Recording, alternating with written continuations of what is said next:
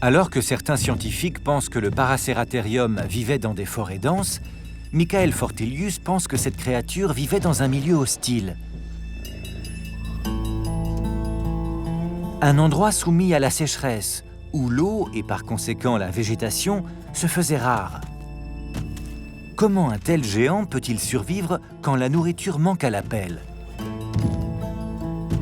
Michael Fortelius pense que c'est une question de dentition. Ces dents nous permettent de mieux comprendre pourquoi cet animal est devenu si énorme. Seuls les animaux qui mangent des feuilles ont les dents usées de cette façon. Et si l'on doit se nourrir de feuilles, c'est un avantage considérable d'être très grand. Tout comme la girafe, le Paraceratherium pouvait se repaître du tendre feuillage qui n'était pas à la portée de la plupart des autres animaux. Admettons que cela explique sa taille. Mais qu'en est-il de sa corpulence?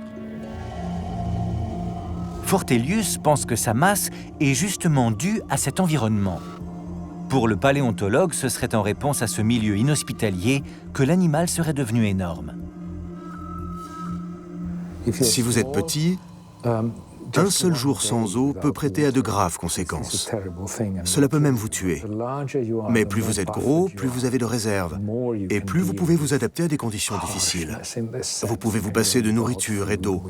Je pense que c'est cela qui a favorisé l'augmentation de taille.